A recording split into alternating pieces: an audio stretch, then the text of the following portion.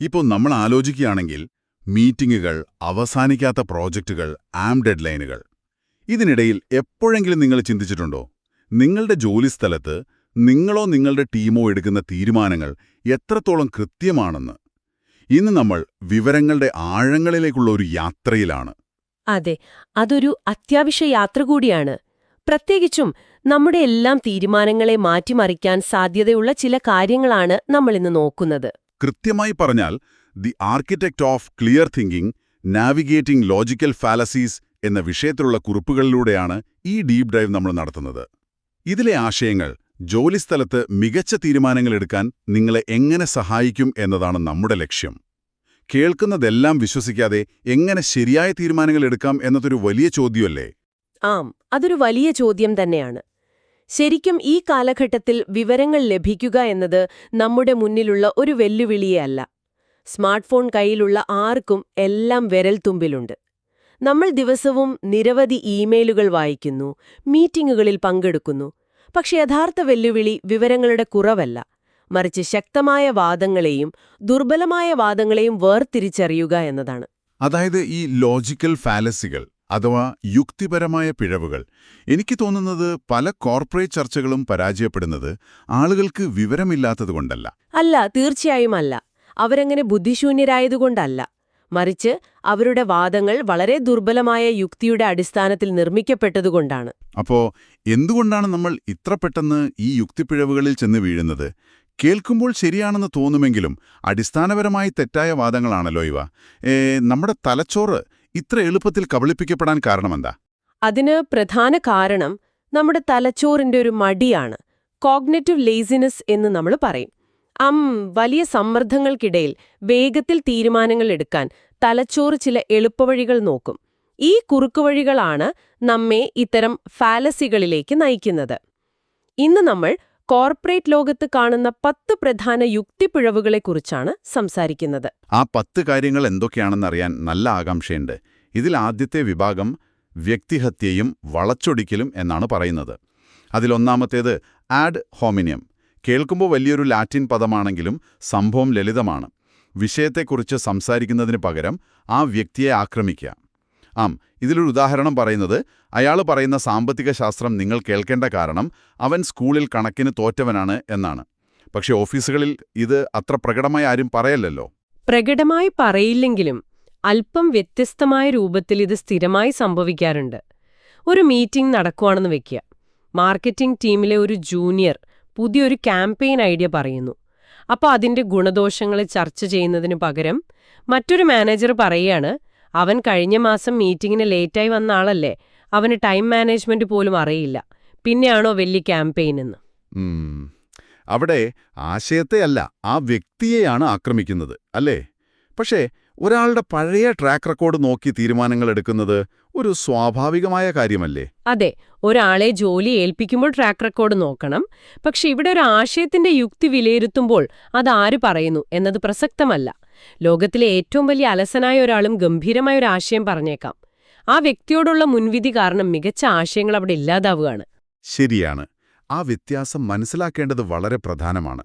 ഇനി ഇതിൽ രണ്ടാമത് പറയുന്ന കാര്യം സ്ട്രോമാൻ ഫാലസിയാണ്. നമ്മളെല്ലാവരും എപ്പോഴെങ്കിലും ഇതിൽ വീണിട്ടുണ്ടാകും.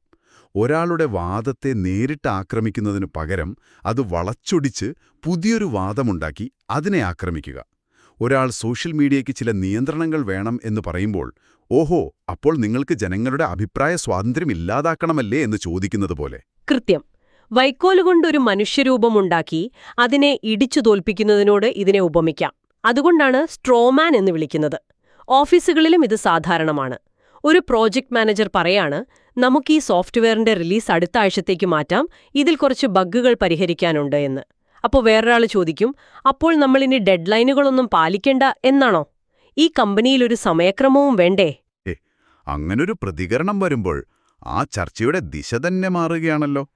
യഥാർത്ഥ പ്രശ്നമായ ആ ബഗുകളെക്കുറിച്ച് പിന്നെ ആരും സംസാരിക്കില്ല. പകരം താൻ ഡെഡ്ലൈനുകൾക്കെതിരല്ല എന്ന് തെളിയിക്കാൻ ആ മാനേജർ നിർബന്ധിതരാകുന്നു. ഭയങ്കര തന്ത്രമാണിത്. അതെ, നമ്മൾ ശരിക്കും മറ്റുള്ളവർ പറയുന്നത് കേൾക്കുന്നുണ്ടോ, അതോ അവരെ എതിർക്കാൻ വേണ്ടി മാത്രം കാര്യങ്ങളെ വളച്ചൊടിക്കുകയാണോ എന്ന് ചിന്തിക്കണം. കാര്യക്ഷമമായ ഒരു മീറ്റിംഗിനെ നശിപ്പിക്കാൻ ഇതിന് കഴിയും. ഇനി ഇതിലെ രണ്ടാമത്തെ വിഭാഗം വ്യാജ തിരഞ്ഞെടുപ്പുകളും ഭയപ്പെടുത്തലുമാണ്. ഇതിൽ ആദ്യത്തേത് ഫാൾസ് ഡിലെമ്മ. അതായത് ഒന്നിലധികം ഓപ്ഷനുകൾ ഉള്ളപ്പോഴും വെറും 2 ഓപ്ഷനുകൾ മാത്രം മുന്നോട്ട് വയ്ക്കുന്ന രീതി. ഒന്നുകിൽ നിങ്ങൾ ഞങ്ങളോടൊപ്പം അല്ലെങ്കിൽ ഞങ്ങൾക്കെതിരെ എന്ന് പറയുന്നത് പോലെ. ബിസിനസ് തന്ത്രങ്ങളിൽ ഈ കറുപ്പും വെളുപ്പും മാത്രമുള്ള ചിന്ത വലിയൊരു പ്രശ്നമല്ലേ? തീർച്ചയായും. ലോകം കറുപ്പും വെളുപ്പും മാത്രമല്ല, അതിനിടയിൽ ഒരുപാട് നിറങ്ങളുണ്ട്. ലീഡർമാർ പോലും പലപ്പോഴും ഇതിൽ കുടുങ്ങാറുണ്ട്. ബോർഡ് മീറ്റിംഗിൽ സിഇഒ പറയുകയാണ്, ഒന്നുകിൽ നമ്മൾ ഈ പുതിയ AI സിസ്റ്റത്തിലേക്ക് ലക്ഷങ്ങൾ മുടക്കി മാറുക, അല്ലെങ്കിൽ കമ്പനി പൂട്ടിക്കെട്ടാൻ തയ്യാറാവുക. ഇത് കേൾക്കുമ്പോൾ മറ്റുള്ളവർ ഭയന്ന് ആദ്യത്തെ ഓപ്ഷൻ സമ്മതിക്കും. പക്ഷേ അവിടെ ഘട്ടം ഘട്ടമായി പരീക്ഷണാടിസ്ഥാനത്തിൽ പുതിയ സിസ്റ്റം കൊണ്ടുവരാനുള്ള വഴികളുണ്ടാകാം. ചില ഡിപ്പാർട്ട്മെന്റുകളിൽ മാത്രം ആദ്യം പരീക്ഷിക്കാം. അത്തരം മൂന്നാമതോ നാലാമതോ ഉള്ള സാധ്യതകളെ മറച്ചുവെക്കുകയാണ് ഇവിടെ ചെയ്യുന്നത്. അതെ, മറ്റ് സാധ്യതകൾ പരിഗണിക്കാതെ വ്യാജ തിരഞ്ഞെടുപ്പുകളിൽ കുടുങ്ങുന്നത് വലിയ നഷ്ടങ്ങളിലേക്കും നയിക്കും. ഇത് 2 മാത്രമാണോ നമ്മുടെ മുന്നിലുള്ള വഴികൾ? വേറെ സാധ്യതകൾ ഉണ്ടോ എന്നെപ്പോഴും ചോദിക്കണം. ആ ചോദ്യം വളരെ പ്രധാനമാണ്. ഇനി ഇതിലെ അടുത്ത കാര്യം സ്ലിപ്പറി സ്ലോപ്പാണ്. ചെറിയൊരു മാറ്റം വലിയ പ്രത്യാഘാതങ്ങൾ ഉണ്ടാക്കുമെന്ന് യാതൊരു തെളിവുമില്ലാതെ ഭയപ്പെടുത്തുന്നത്. വിദ്യാർത്ഥികളെ വീണ്ടും പരീക്ഷ എഴുതാൻ അനുവദിച്ചാൽ പിന്നെ ആരും പരീക്ഷയെ ഗൗരവമായി കാണില്ല. എല്ലാവരും തോൽക്കും, വിദ്യാഭ്യാസ സമ്പ്രദായം തകരും എന്നൊക്കെ പറയുന്ന പോലെയുള്ള ഭയപ്പെടുത്തൽ. ജോലിസ്ഥലത്ത് പുതിയ മാറ്റങ്ങൾ കൊണ്ടുവരുമ്പോൾ എതിർക്കാൻ ആളുകൾ ഏറ്റവും കൂടുതൽ ഉപയോഗിക്കുന്ന ഒന്നാണിത്. വർക്ക് ഫ്രം ഹോം ചർച്ചകളിൽ നമ്മളിത് കേട്ടിരുന്നു. ജീവനക്കാർക്ക് ആഴ്ചയിൽ ഒരു ദിവസം വീട്ടിലിരുന്ന് ജോലി ചെയ്യാൻ കൊടുത്താൽ പിന്നെ ആരും ഓഫീസിലേക്ക് വരില്ല, എല്ലാവരും സിനിമ കാണും, കമ്പനി പൂട്ടേണ്ടി വരും എന്നൊക്കെ. ചിന്തിച്ചു നോക്കുമ്പോൾ വലിയ അസംബന്ധമാണത്. ഒരു ചെറിയ വിട്ടുവീഴ്ച എങ്ങനെയാണ് വലിയൊരു തകർച്ചയിലേക്ക് പോകുന്നതെന്ന് തെളിയിക്കാൻ ഒരു ലോജിക്കുമില്ല. പക്ഷേ ആളുകളുടെ ഉള്ളിലെ ഭയത്തെ ചൂഷണം ചെയ്യാൻ ഇതിന് സാധിക്കും. അതുകൊണ്ടാണ് എന്തടിസ്ഥാനത്തിലാണ് നിങ്ങൾ ഈ വലിയ തകർച്ച പ്രവചിക്കുന്നത് എന്ന് നമ്മൾ ചോദിക്കേണ്ടത്. അവിടെ സ്ലിപ്പറി സ്ലോപ്പ് വാദങ്ങൾ തകർന്നു വീഴും. ഭയത്തിൽ നിന്ന് നമ്മൾ അടുത്ത രസകരമായ വിഷയത്തിലേക്ക് വരികയാണ്: അന്ധമായ വിശ്വാസങ്ങൾ. ഇവിടെയാണ് അപ്പീൽ ടു അതോറിറ്റി വരുന്നത്. പ്രശസ്തനായ ഒരാൾ പറഞ്ഞു എന്നതുകൊണ്ട് മാത്രം വിശ്വസിക്കുക.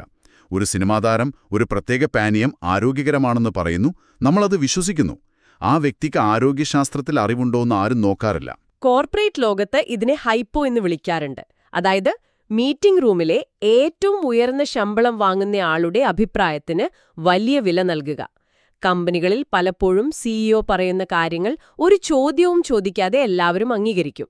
അദ്ദേഹത്തിന് ബിസിനസ്സിൽ അറിവുണ്ടാകാം, എന്നാൽ IT സെക്യൂരിറ്റി സോഫ്റ്റ്വെയർ തിരഞ്ഞെടുക്കുന്നതിൽ അദ്ദേഹത്തിന്റെ അഭിപ്രായം അന്തിമമാകണമെന്നില്ല.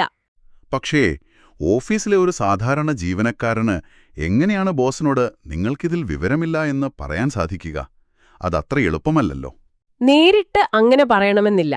പകരം ആ ആശയത്തെ പിന്തുണയ്ക്കുന്ന ഡേറ്റ എന്തൊക്കെയുണ്ട് എന്ന് നമുക്കൊന്ന് പരിശോധിച്ചാലോ എന്ന് ചോദിക്കാം. അധികാരികൾക്കും തെറ്റുപറ്റാമല്ലോ. വാദങ്ങളെ തെളിവുകളുടെ അടിസ്ഥാനത്തിൽ വേണം വിലയിരുത്താൻ, അല്ലാതെ അതാര് പറയുന്നു എന്നതിലല്ല. ശരിയാണ്. അധികാരികളെ മാത്രമല്ല, ചിലപ്പോൾ നമ്മൾ ജനക്കൂട്ടത്തെയും അന്ധമായി വിശ്വസിക്കാറുണ്ട്. അതാണ് അടുത്ത ഫാലസിയായ ബാൻഡ് വാഗൺ. ലക്ഷക്കണക്കിന് ആളുകൾ ഉപയോഗിക്കുന്നതുകൊണ്ട് അത് ഏറ്റവും മികച്ചതാണെന്ന് വിശ്വസിക്കുന്നത്. എല്ലാവരും ചെയ്യുന്നത് ശരിയാണെന്നൊരു തോന്നൽ നമുക്കുണ്ട്. ബിസിനസ്സിൽ ഇതിനെ ഫിയർ ഓഫ് മിസ്സിംഗ് ഔട്ട് അല്ലെങ്കിൽ ഫോമോ എന്ന് പറയും. എന്തോ വലിയ കാര്യം നമുക്ക് നഷ്ടപ്പെടുന്നു എന്ന ഭയം. നമ്മുടെ എതിരാളികളെല്ലാം ആ പുതിയ സോഫ്റ്റ്വെയർ ഉപയോഗിക്കുന്നുണ്ട്, അതുകൊണ്ട് നാമും ഉടൻ വാങ്ങണം എന്ന് ചിന്തിക്കുന്നത്. അവിടെ ആ സോഫ്റ്റ്വെയർ നമ്മുടെ കമ്പനിക്ക് യോജിച്ചതാണോ എന്ന് ആരും നോക്കുന്നില്ല. ജനപ്രീതി ഒരിക്കലും ഒരു കാര്യം ശരിയാണെന്നതിന്റെ തെളിവല്ല. മറ്റുള്ളവരെ അനുകരിക്കുന്ന കാര്യം പറഞ്ഞപ്പോഴാണ് നാലാമത്തെ വിഭാഗമായ തെളിവുകളുടെ അഭാവം ഓർമ്മ വന്നത്. ഇതിലെ ആദ്യത്തെ ഫാലസി ഹേസ്റ്റി ജനറലൈസേഷനാണ്. വളരെ കുറച്ച് തെളിവുകൾ വെച്ച് വലിയ തീരുമാനങ്ങളിലെത്തുക. വിനോദയാത്രയ്ക്ക് പോയ സ്ഥലത്ത് 2 പേർ മോശമായി പെരുമാറിയാൽ ആ രാജ്യത്തെ എല്ലാവരും മോശക്കാരാണെന്ന് കരുതുന്ന പോലൊരു അബദ്ധം. ഡാറ്റ വിശകലനം ചെയ്യുമ്പോൾ ഏറ്റവും കൂടുതൽ സംഭവിക്കുന്ന തെറ്റാണിത്. ചെറിയൊരു സാമ്പിൾ വെച്ച് വലിയ തീരുമാനങ്ങൾ എടുക്കുക.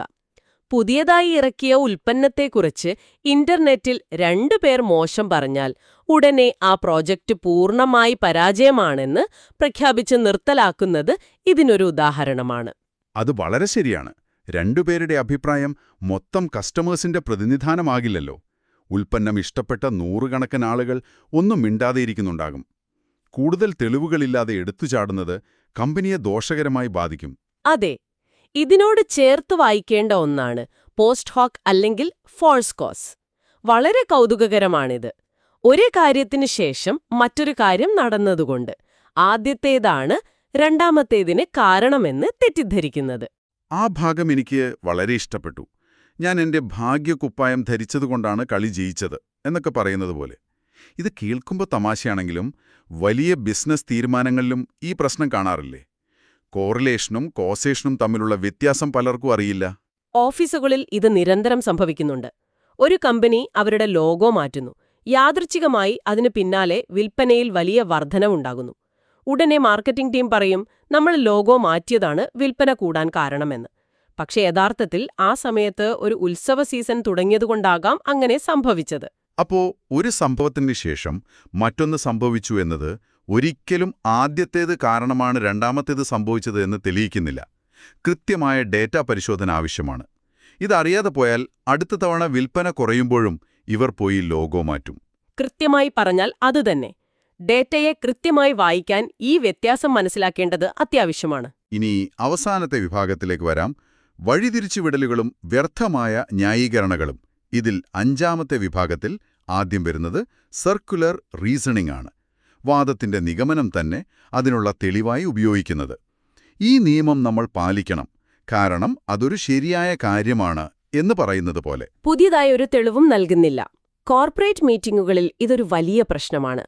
ഒരു മാനേജർ പറയുകയാണ്, നമ്മുടെ ഈ പുതിയ സ്ട്രാറ്റജി വളരെ മികച്ചതാണ്, കാരണം ഇത് നമ്മളെ വിജയത്തിലേക്ക് നയിക്കും എന്ന്. കേൾക്കാൻ നല്ല ഗാംഭീര്യമുണ്ട്, പക്ഷേ ഇത് എങ്ങനെ വിജയത്തിലേക്ക് നയിക്കും, ഇതിനുള്ള ഡാറ്റ എന്താണ് എന്നതിനൊന്നും ഉത്തരമില്ല. ഇതൊരു വൃത്താകൃതിയിലുള്ള വാദമാണ്. പെട്ടെന്ന് കേൾക്കുമ്പോൾ ഇതൊരു വലിയ പോയിന്റാണെന്ന് തോന്നും, പക്ഷെ ഉള്ളിലേക്ക് നോക്കിയാൽ അത് പൊള്ളയാണ്.